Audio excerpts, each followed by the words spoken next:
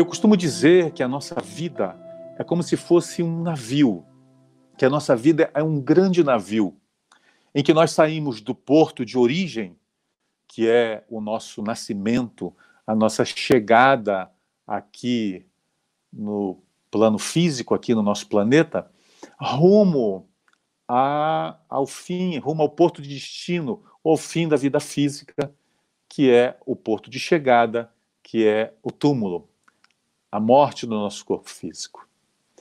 E nessa jornada do berço ao túmulo, nós passamos por tantas situações, por tantas tempestades que nós enfrentamos nas nossas vidas. Todos nós passamos, claro, muitas vezes por momentos de calmaria, de tranquilidade, onde parece que tudo tem tanta paz que nós até sentimos medo muitas vezes, mas as coisas andam tão bem que eu até tenho medo. É o medo que nós temos de perder.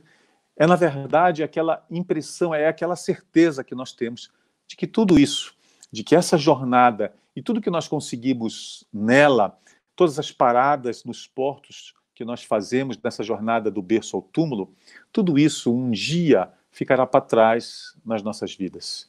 E talvez essa certeza que nós temos da desencarnação um dia acontecerá, é o que nos faça sentir o medo nesses momentos em que as coisas estão indo bem, estão caminhando bem, o mar, como nós dizemos na Marinha, nós estamos navegando em mar de almirante, ou seja, com ventos fracos, mar espelhado, sem grandes problemas, navegando da melhor forma possível.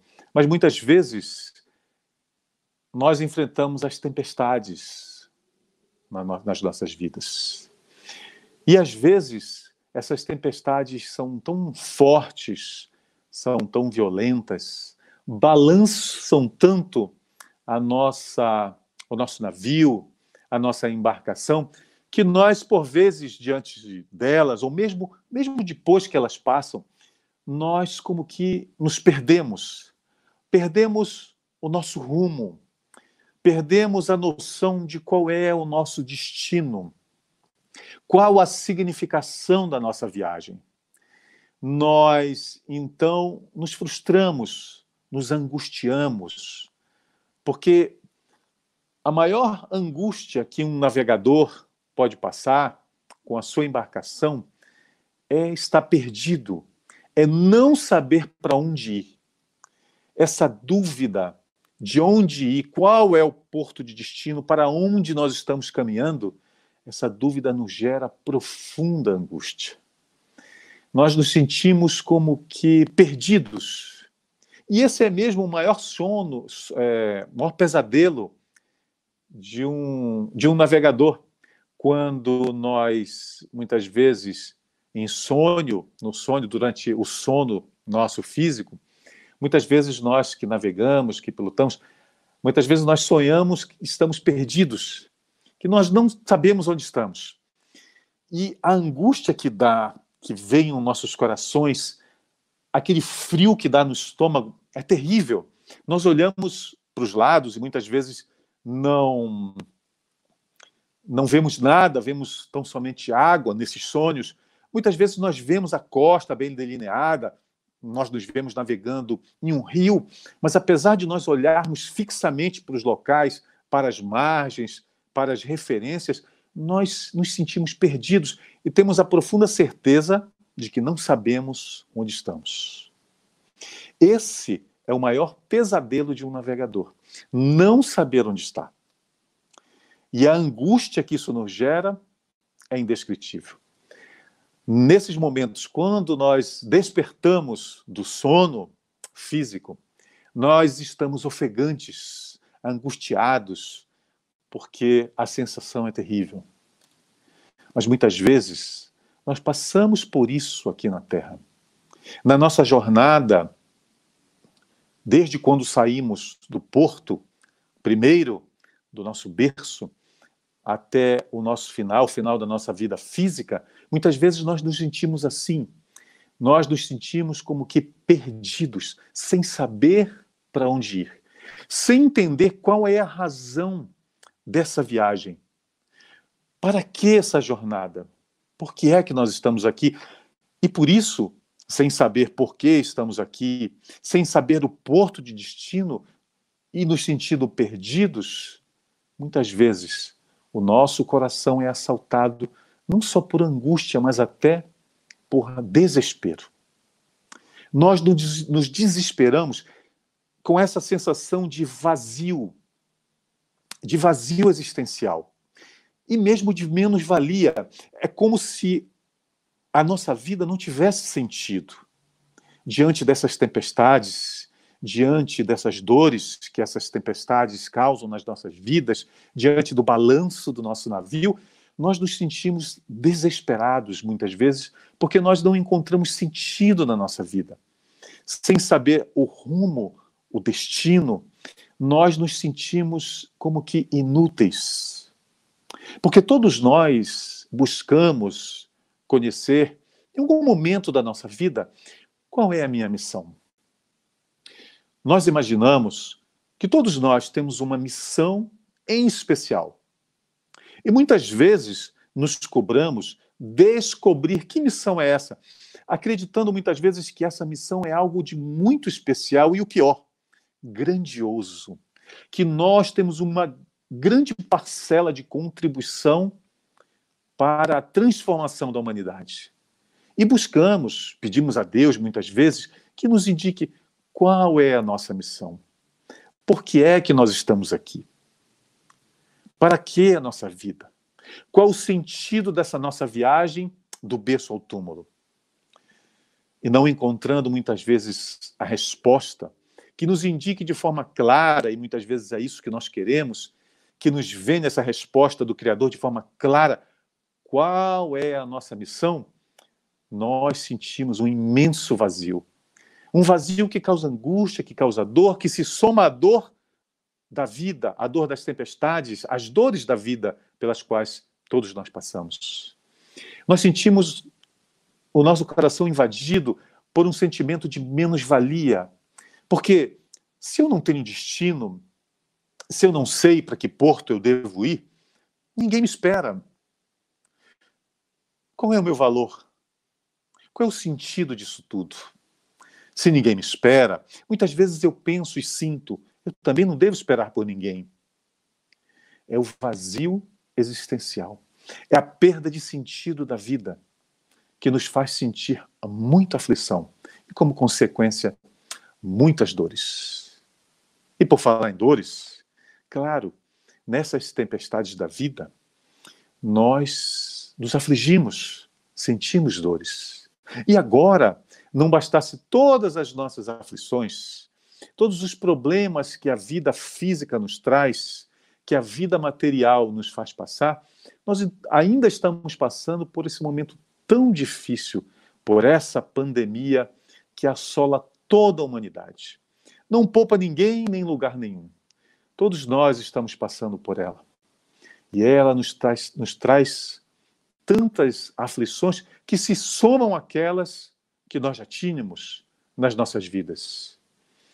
Então, ela pede para a nossa própria segurança o confinamento, para que nós possamos ter um pouco mais de segurança, para que nós possamos diminuir a curva de contágio, para que nós não nos contaminemos e não adoeçamos todos juntos, para que o sistema de saúde possa suportar os hospitais, os leitos, as UTIs, a demanda. Então nós precisamos muitas vezes, em muitos períodos da pandemia, guardar o confinamento, que não significa o isolamento. Tanto não significa que nós conversamos aqui agora, nesse instante, nos utilizando dessa ferramenta preciosa que o Criador nos concede para nos aproximarmos. Então, muitas vezes, diante desses momentos em que nós precisamos estar mais confinados, e isso está vindo em ondas, às vezes o poder público nos libera para que nós possamos sair mais das ruas tomando todos os cuidados necessários que as autoridades sanitárias nos prescrevem, é claro, as autoridades médicas, mas ainda assim existem momentos em que nós precisamos nos recolher mais, precisamos estar mais confinados. E muitas vezes nós sentimos esse confinamento como isolamento.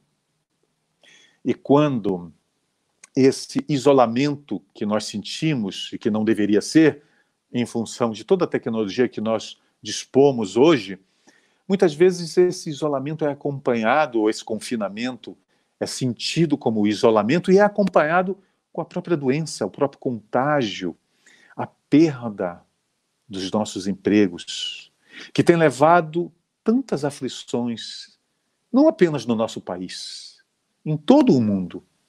Hoje, milhões de pessoas perdem os seus empregos.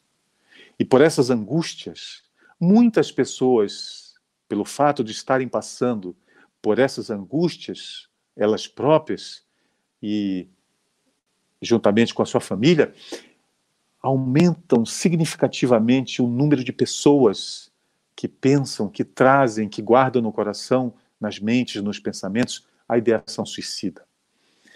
Os casos de tristeza, de melancolia, de depressão têm aumentado significativamente com essa pandemia em função desse confinamento necessário para a nossa própria segurança, que é sentido como isolamento.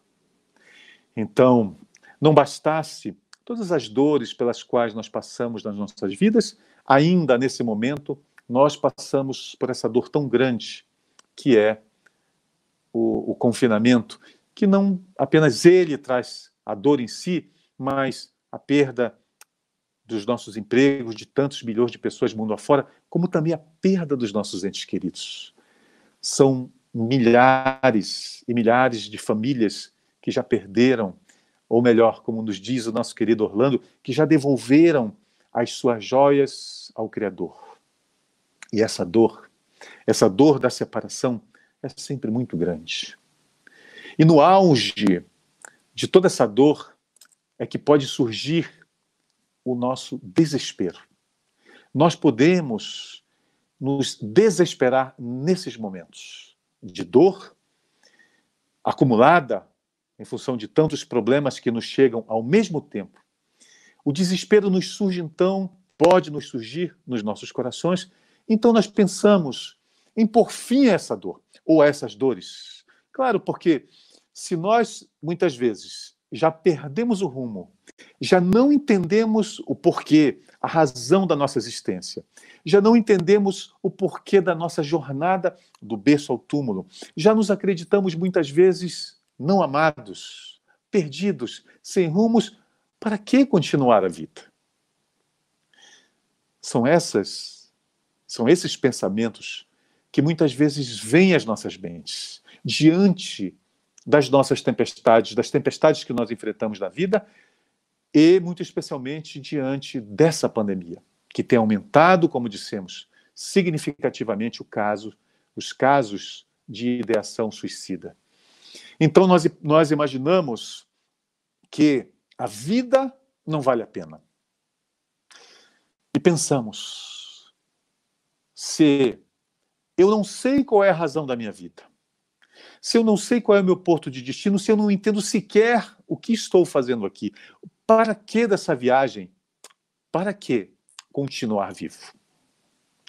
Então, nós imaginamos colocar um ponto final nas nossas próprias vidas. Um ponto final a essa angústia, um ponto final a essas dores, um ponto final nas nossas próprias histórias. Para que continuar? Pensamos dos momentos de desespero. Diante de todas essas dores, diante da ausência de significado das nossas próprias existências, pensamos, para que continuar? Por que não colocar um fim à nossa triste história? Ou ainda que tenhamos tido histórias felizes, como muitas vezes podemos reconhecer, por que não colocar um ponto final triste numa história que um dia foi ou possa ter sido feliz? Nós então nos imaginamos exterminando as nossas próprias vidas. é quando o desespero entra nos nossos corações e nós agasalhamos, por assim dizer, cada vez mais a ideia de pôr um ponto final nas nossas vidas. Porque nós acreditamos, por um atavismo, não apenas dessa encarnação, mas de outras encarnações, que o fim da vida física é o fim das nossas próprias vidas. Então, nós, quando vemos, por exemplo, um ente querido que tenha nos deixado momentaneamente, que tenha partido da vida física, ou um amigo, e que nós olhamos aquele corpo imóvel, inerte, sem vida, nós cremos que o fim da vida física é o fim da nossa existência. Porque nós vemos aquele corpo imóvel. E nós imaginamos, então, onde está todo o aprendizado desse ente querido ou desse amigo? Onde está todo o amor que ele nutria, ou ela nutria, pela família? Qual o sentido disso tudo se, num piscar de olhos, tudo acaba? E olhando o corpo inerte, nós muitas vezes, equivocadamente, acreditamos que o fim da vida física é o fim das nossas próprias existências. Como se ali, naquele momento, em que nós não podemos mais ver o corpo se mexer, que nós não vemos mais a vida no corpo físico, fosse aquele momento a partida definitiva, o deixar de existir, o ponto final das nossas vidas. Será? Será que o fato de desencarnarmos, o fato de vermos um corpo imóvel, significa verdadeiramente o fim das nossas vidas? Se assim fosse, por quê? Desde os primórdios da humanidade, nós temos notícias do plano espiritual. Hoje, aqui, nós temos o privilégio de ter o nosso querido Orlando e outros médiuns que trazem o próprio Chico, que nos trouxe tantas notícias do plano espiritual. Se em todas as épocas da humanidade nós tivemos entre nós, muito bem descrito ao longo da história, em tantas obras, se nós tivemos tantas vezes médiuns que nos trouxeram tantas provas concretas da vida espiritual, por quê? Por que acreditar que o fim do corpo físico é o fim da nossa existência?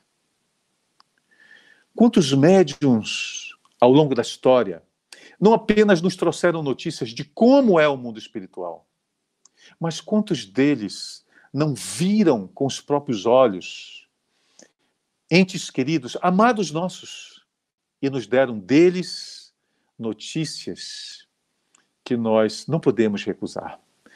Tão grande é a descrição de detalhes que muitas vezes só nós sabíamos. Quantas provas ao longo da existência da vida espiritual, mesmo de antes do Cristo. O próprio Moisés, como nos diz o Chico, o próprio Moisés não teria recebido por meios mediúnicos, de forma mediúnica, o decálogo contido lá no Êxodo. Quantos médiuns, as pitonisas, lá na Grécia Antiga, os oráculos, que nos traziam notícias dos deuses, ou melhor, dos espíritos, chamados então, na época, de deuses. Quantas notícias nós temos do plano espiritual? Por quê? Por que acreditar que a morte do nosso corpo físico seria o fim da nossa existência?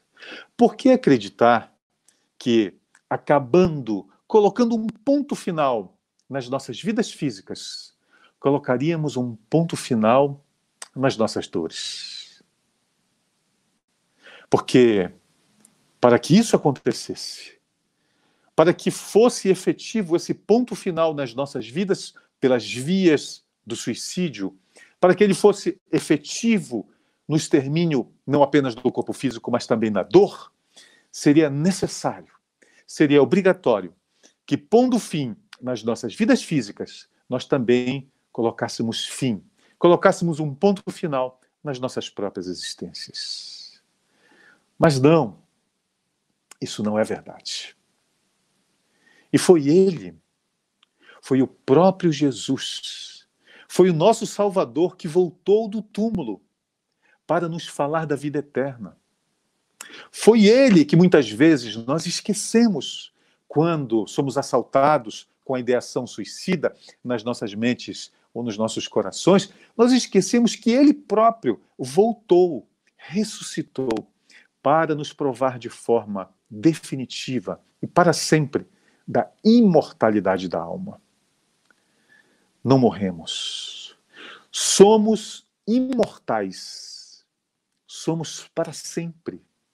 E essa é a maior, a mais terrível de todas as ilusões que o ser humano enfrenta aqui na Terra. A ilusão de que a morte existe, mas a morte não existe. Somos todos imortais. A desencarnação, vista como morte, vista como fim da vida, não passa de jogo de ilusões.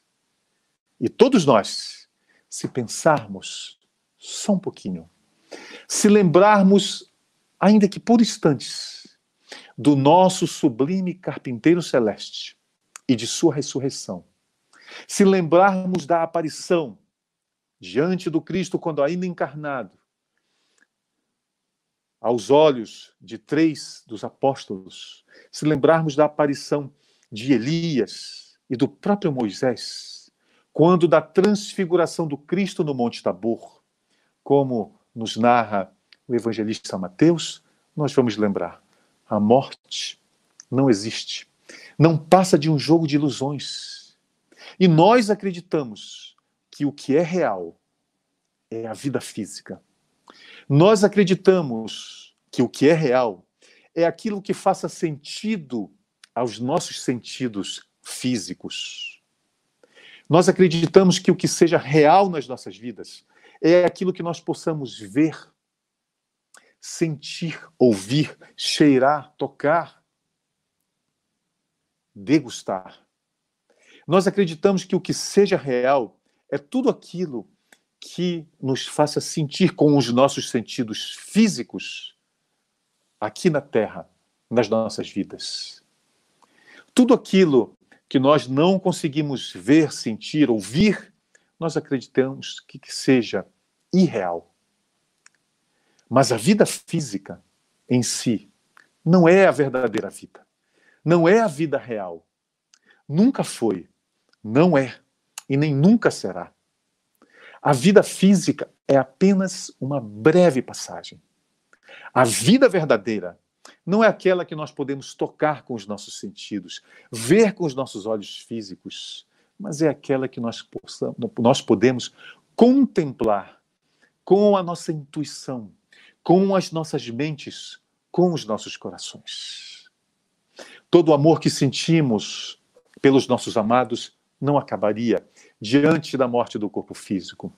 Todo o aprendizado, todo o nosso aperfeiçoamento, toda a nossa transformação, toda a nossa vida moral não se encerraria com a morte do corpo físico. Nenhum sentido a vida teria se o fim das nossas existências fosse o fim, viesse com o fim das nossas vidas físicas, não.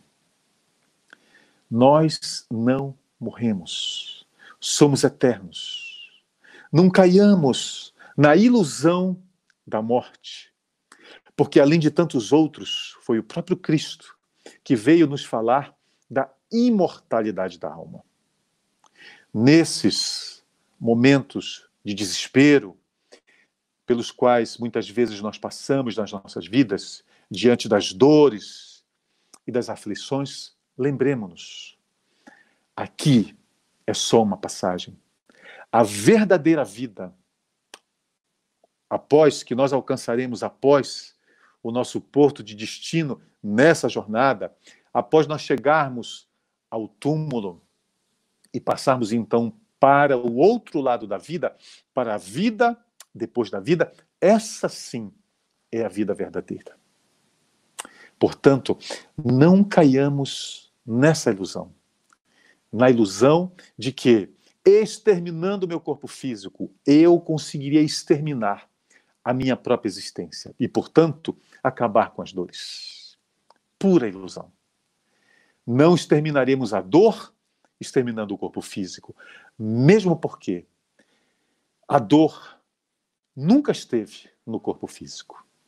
Se assim fosse, bastaria que nós tomássemos analgésicos para o nosso corpo físico para sanar, exterminar, acabar com as nossas dores morais, que atingem os nossos corações, atingem os nossos espíritos.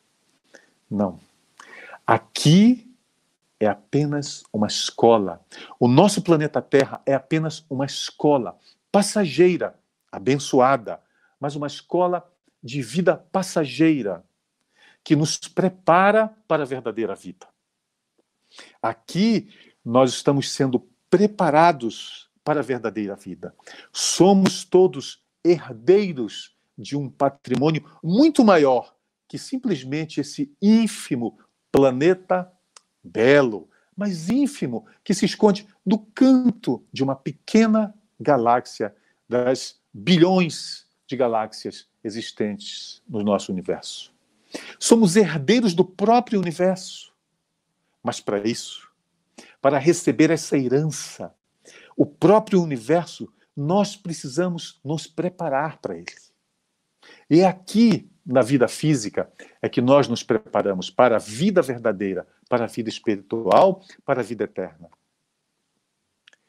De que adiantaria um pai, aqui na Terra, por exemplo, dar um carro a um filho que não soubesse dirigir? Da terra, aquele que não as soubesse cultivar?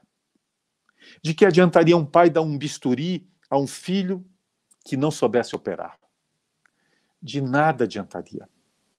Assim também age o nosso Pai Celestial. Nós precisamos nos preparar aqui na Terra para receber a herança, o universo, a herança, a vida eterna. Essa é a nossa salvação, é a vida eterna. E nós precisamos nos preparar aqui na vida física para a vida eterna, para esse novo mundo, o mundo verdadeiro, porque nenhum de nós conhece aqui na Terra alguém que viva desde sempre aqui e que vá viver para toda a eternidade aqui no planeta. Todos nós, se pararmos e pensarmos só um pouquinho, nós lembraremos que aqui é uma passagem. Por que, então, encararmos a vida, acreditarmos a vida, na vida terrena, na vida material, como a verdadeira vida, elegendo a felicidade completa como meta absoluta das nossas vidas, que teria, então, todo o sentido, essa felicidade, ela seria essa felicidade, então, a razão das nossas vidas nessa jornada do berço ao túmulo?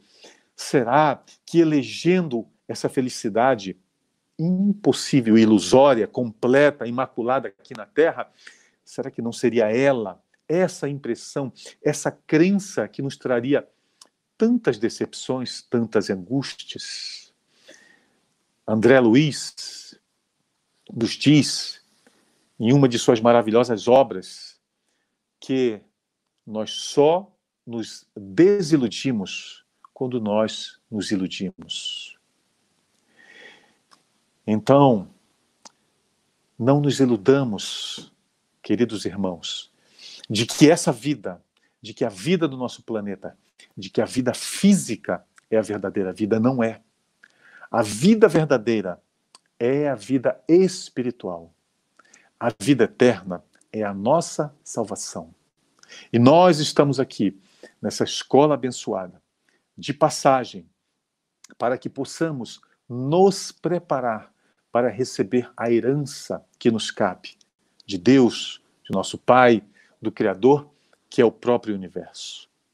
E para isso, nós precisamos nos transformar à luz do Evangelho do Cristo. São as asas da sabedoria e do amor é que nos tornarão aptos.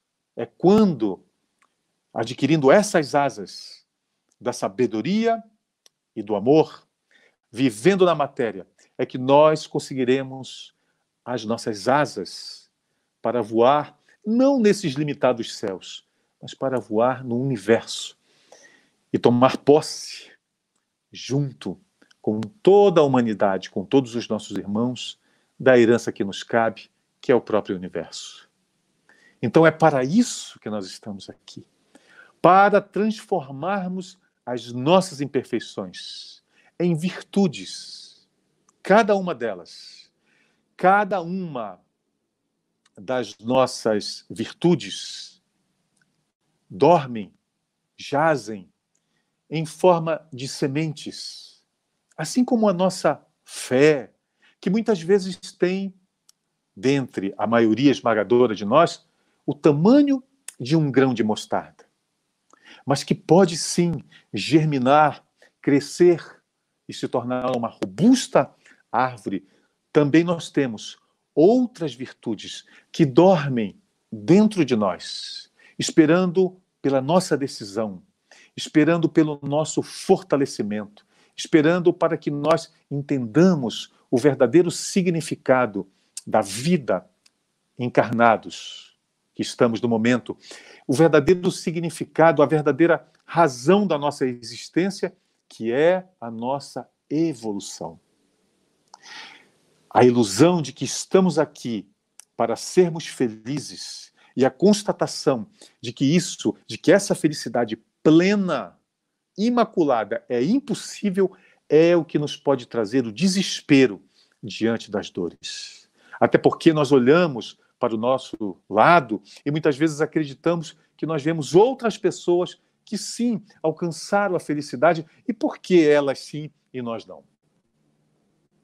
Porque nós precisamos adoecer, porque nós precisamos perder os nossos empregos, porque nós precisamos ser contaminados diante dessa pandemia, porque nós precisamos apresentar os sintomas quando tantos são assintomáticos, porque nós precisamos nos separar, devolver as nossas joias ao nosso Pai Celestial e tantos outros não. Entendendo a nossa vida eterna, reduzindo a nossa vida eterna apenas nessa passagem breve material, nós não poderemos encontrar outro caminho senão o caminho da dor. Nós não poderemos sentir outra coisa em nossos corações que não desespero no momento das tempestades. Entendendo o planeta Terra como uma grande escola, como uma escola abençoada, onde nós vamos desenvolver as nossas virtudes, transformar as nossas imperfeições em virtudes, nós, mesmo diante das tempestades, mesmo diante das maiores dores, elevaremos a nossa coragem moral ao nível de nossas dores. O suicídio é, então, a saída da vida física pelas vias do suicídio, é, então, o papel que nós fazemos quando nos decidimos pelo suicídio. Nós fazemos o papel do desertor da vida, mas do desertor da escola chamada Terra. Kardec nos dá esse exemplo da escola, de como nós devemos entender a Terra como escola. E lá no nosso Evangelho segundo o Espiritismo, no capítulo 4, nos 2 últimos itens, especialmente, 25 e 26, Kardec nos fala desse exemplo, nos faz essa análise tão profunda, quando ele diz que a nossa Terra, o nosso planeta, é uma escola. É uma escola para que nós, em sendo bem-sucedidos nela, em passando de ano, por assim dizer, nós possamos subir para degraus de vida mais feliz. Eu lembro que na minha infância eu estudava em uma escola próximo à minha casa, no terceiro ano do ensino fundamental. E junto comigo, nessa escola que eu tanto amava, estudavam todos aqueles, pela proximidade da escola, que dividiam a infância comigo. Então nós convivíamos, não apenas na escola, mas convivíamos nas nossas casas, na rua, brincávamos juntos, nos divertíamos juntos, ríamos, chorávamos juntos, corríamos dos pais juntos, quando fazíamos das nossas peraltices. Nós éramos um grupo de amigos muito unidos e nós estudávamos, não apenas morávamos próximos, mas estudávamos juntos nessa escola. E eu lembro que, próximo do final do ano, desse ano, do terceiro ano do ensino fundamental, e a escola ia até a 8ª série, a diretora entra, então, em um dia, na nossa sala de aula, e nos dá uma notícia muito triste. Ela disse: é com muita tristeza que eu digo a vocês, alunos do terceiro ano do ensino fundamental, que vocês vão precisar deixar a escola. Deixar a escola porque essa escola, a partir desse ano, ela se transformará apenas numa escola de ensino fundamental de 5ª a 8ª série. Então, todos vocês que cursam da terceira série do ensino fundamental para trás, segunda e primeira série, todos vocês terão que deixar a escola. E nós nos entreolhamos assustados, meu Deus, mas nós amamos tanto essa escola. Como é que nós vamos deixar a nossa escola? E nós vamos para onde? Foi a pergunta de todos, diante daquele alvoroço que se criou com o aviso da diretora. E ela disse: infelizmente, vocês vão ter que ser alocados em outras escolas e, por isso, as turmas vão ser completamente desfeitas. E nós, então, num misto de surpresa e tristeza, nos entreolhando, perplexos e tristes, ouvimos ela dizer: mas, para vocês, do terceiro ano do ensino fundamental, eu faço uma promessa. Se vocês forem bem-sucedidos, se passarem de ano na 4ª série do ensino fundamental, voltem aqui com seus pais. Eu garanto que vocês serão rematriculados na 5ª série e poderão, então, formar as turmas que vêm juntas desde o primeiro ano do ensino fundamental. E nós, então, tivemos aquele momento de alegria, de esperança. Meu Deus, nós vamos nos separar, mas precisamos passar de ano na 4ª série para podermos voltar para a nossa escola amada e nos reunirmos novamente. Naquela época, nós, se não estudássemos, éramos reprovados. Sabemos que hoje em dia, muitas vezes, sem que o aluno atinja um nível satisfatório de aprendizado dentro das escolas, muitas vezes o cumprimento de metas pelo governo faz com que os alunos passem de ano, mesmo muitas vezes sem ter condições, mesmo que os nossos heróicos professores, né, nos ajudem tanto na formação dos nossos filhos e nos ajudaram tanto na nossa própria formação. Mas então, terminado aquele ano, eu saí então para uma nova escola. E chegando nessa escola, eu percebi que nenhum dos meus amigos que cursava a terceira série, que vinham juntos, e que nós vínhamos juntos desde o primeiro ano do ensino fundamental, nenhum deles estava comigo naquela escola. O primeiro dia, então, foi como que desesperador. eu olhava para os lados e via grupos formados, pessoas que se conheciam, e eu era o único estranho no ninho. Não conhecia ninguém, não conhecia a escola, mal conhecia o bairro, não conhecia sequer um dos professores ali presentes. Era uma escola completamente diferente da minha. E então, já o primeiro dia foi um dia de profunda tristeza para mim, para o meu coração. Eu sentei, chegando à sala, depois de ser indicado qual seria a minha sala, eu sentei e olhava para os lados, meio que de rabo de olho, porque eu não queria acreditar que eu não conhecia ninguém.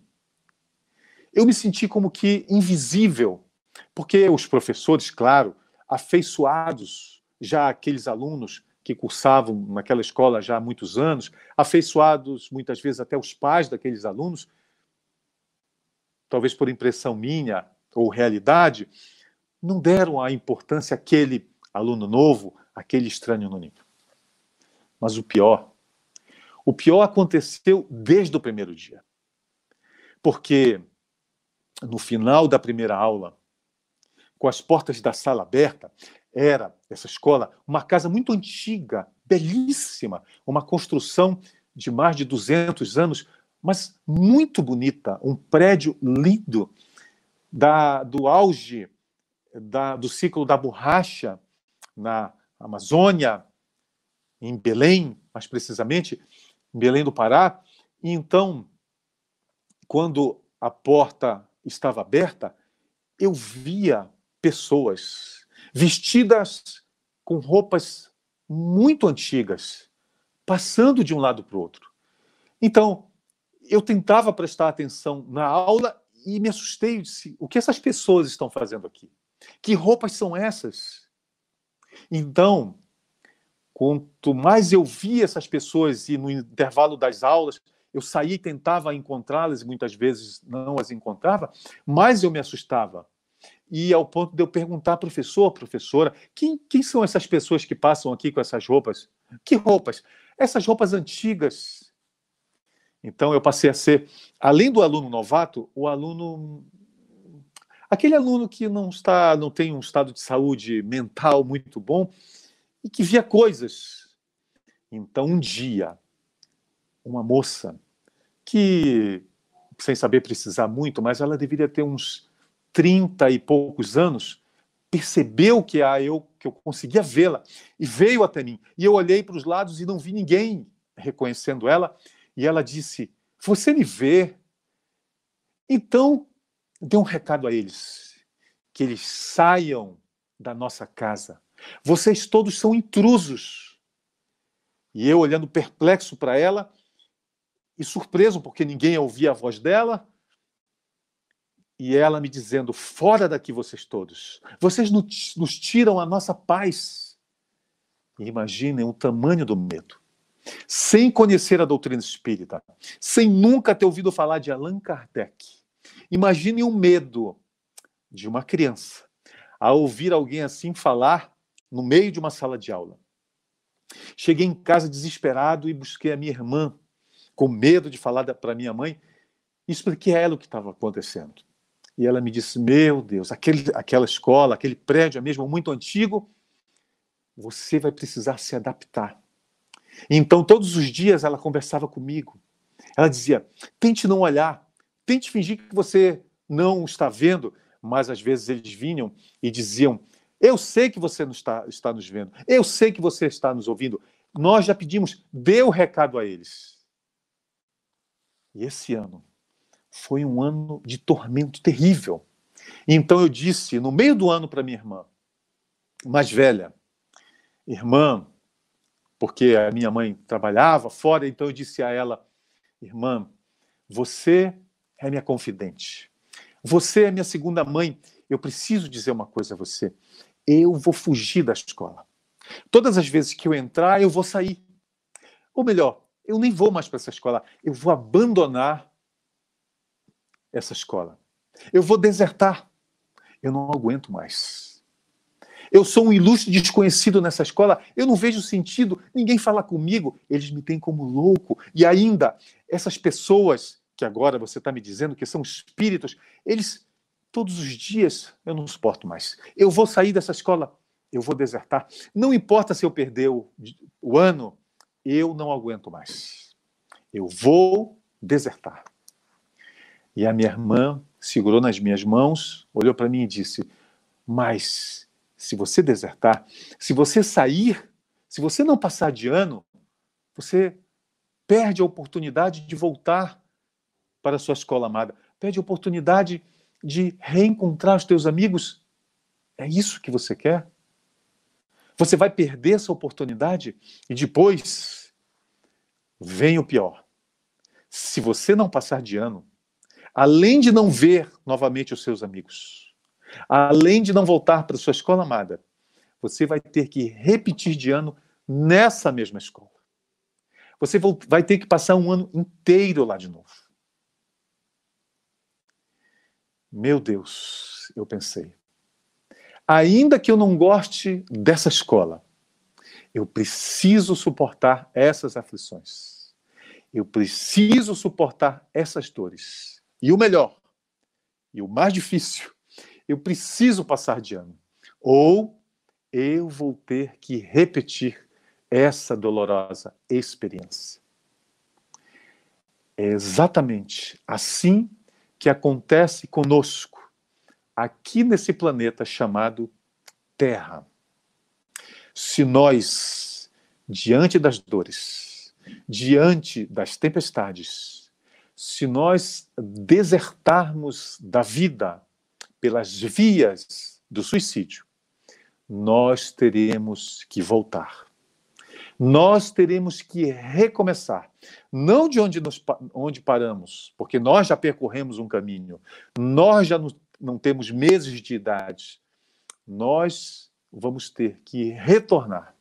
Porque se temos o livre-arbítrio como patrimônio inalienável de nossas almas, se nós podemos fazer o que quisermos das nossas vidas, uma coisa nos é compulsória: a nossa evolução. Não podemos permanecer na erraticidade no mundo espiritual para todo sempre. É através das encarnações que nós evoluímos. Por isso a evolução é o objetivo exclusivo da nossa vida no mundo material. Por isso, nós não podemos desertar dessa escola. Ainda que nós não gostemos dela, ainda que ela nos cause tanto sofrimento, tanta dor, tantas aflições, nós não podemos desertar, porque nós, como desertores, precisaremos voltar para repetir a experiência. Talvez em condições piores dessas que nós nos encontramos hoje. Deus, o Deus de infinita bondade, o Deus que a doutrina espírita nos apresenta, não é mais o Deus das penas eternas. E sabedores que agora somos, de que nós não conseguiremos exterminar as nossas essências, o nosso espírito, quando nós cometamos esse que é o maior atentado contra a providência divina, o maior atentado contra as leis de Deus, que é o suicídio, nós não permaneceremos no fogo do inferno fictício que tantas doutrinas religiosas criam para toda a eternidade. O Deus que a doutrina espírita nos apresenta é o Deus das oportunidades eternas e nós as teremos, voltaremos quando decidirmos sair pelas vias do suicídio. Nós voltaremos para recomeçar aquele ano, aquela série, aquele 4º ano do ensino fundamental que nós resolvemos abandonar, desertar, por não termos tido a coragem moral de enfrentar as nossas dores. Por isso, irmãos, de nada adianta nós desertarmos. De nada adianta matarmos o nosso corpo físico, porque a dor que nós sentimos não está no nosso corpo físico, mas nos nossos corações, na nossa alma, no nosso espírito. E também não adianta desertar, porque precisaremos voltar, porque se temos o livre-arbítrio, a nossa evolução nos é compulsória. Então, todas as vezes que essa ideia, a ideação suicida, a ideia de colocar um ponto final nas nossas vidas, na nossa existência, lembremos-nos, nós não conseguiremos. Somos imortais. O máximo que conseguiremos é matar o nosso corpo físico, mas não a nossa essência, não o nosso ser, não a nossa alma, não o nosso espírito, que é imortal. Mas tão importante quanto saber dessa verdade, que é a imortalidade da nossa alma, tão importante quanto saber que o objetivo exclusivo de nossa encarnação, de nossa passagem aqui na Terra, não é a felicidade imaculada, mas a nossa evolução, precisamos também saber que essa ideia de atentar contra a própria vida não é nossa. Ainda que nós imaginemos que seja nossa, não é. Essa ideia vem das testemunhas que nos cercam. Paulo de Tarso nos falou da nuvem de testemunhas. Todos nós somos cercados pela nuvem de testemunhas, e essas testemunhas são espíritos. Espíritos que muitos deles nos querem bem, nos protegem, nos amam, nos inspiram ao bem, mas muitos outros nos inspiram ao mal, nos querem o mal. São espíritos credores nossos, aqueles contra os quais nós cometemos os nossos equívocos em vidas passadas, em vidas pretéritas. Aqueles nossos credores contra os quais nós usamos a nossa inteligência, o nosso poder, o nosso próprio corpo físico, contra os quais, as famílias dos quais nós agredimos. Nós todos, aqui na Terra, temos os nossos credores, que muitas vezes nós chamamos, eu digo muitas vezes, até de forma injusta, os nossos obsessores, como se eles nos obsediassem, como se eles nos intuíssem maus pensamentos, simplesmente porque eles são maus e querem o nosso mal. Muitas vezes, eles são nossos credores, e se eles nos inspiram ao mal, é porque nós, contra eles, fizemos mal. Muitas vezes, quem nos inspira essa ideia de extermínio do próprio corpo físico não são credores. Não são aqueles contra os quais nós praticamos o mal, mas são espíritos perturbados, que saíram muitas vezes da Terra pelas vias do suicídio e que nós, nos permitindo cair nas vibrações da tristeza, da angústia, nós nos sintonizamos com eles e passamos a trocar essas energias, esses pensamentos de extermínio, de ideação suicida das nossas próprias vidas. Então, saibamos, todas as vezes que essa ideia assaltar as nossas mentes, tenhamos a certeza, essas ideias não são nossas, ou não são apenas nossas, mas daqueles que vêm nos cobrar os nossos erros, ou daqueles que se sintonizem com esse grande equívoco que é a ideação suicida. Então, queridos irmãos, lembremos-nos, a morte não existe. Ela é apenas um jogo de ilusão. Nós estamos aqui na Terra, onde não vivemos a verdadeira vida, para aprendizado, nessa abençoada escola, para a transformação de nossas imperfeições em virtudes, para o desabrochar de cada uma das nossas imensas faculdades que guardamos nos nossos corações, nas nossas mentes. É através das asas da sabedoria e do amor é que nós poderemos alçar voos, não apenas nesses limitados céus, mas voos mais altos na conquista da vida eterna, na conquista do universo que nós herdaremos do Pai quando estivermos prontos. E é aqui na Terra que nós nos prepararemos para a verdadeira vida, a vida imortal, a vida imaterial. Desertar de nada adianta. Voltaremos ou voltaríamos para recomeçar, talvez em situação muito menos favorável do que a que nós já vivemos hoje. Lembremos-nos, quando a ideação suicida assaltar as nossas mentes, ela não é nossa. E nos cabe dizer não. Não, irmão. Essa ideia eu não aceito, porque eu sei que ela não é verdadeira. A prova disso é que você está aí do outro lado, tentando me intuir a ideia de exterminar a minha própria vida. A sua própria influência nos meus pensamentos, a sua própria intuição, a sua própria sugestão é a prova da vida depois da vida. Portanto, eu escolho viver. Eu digo sim à vida.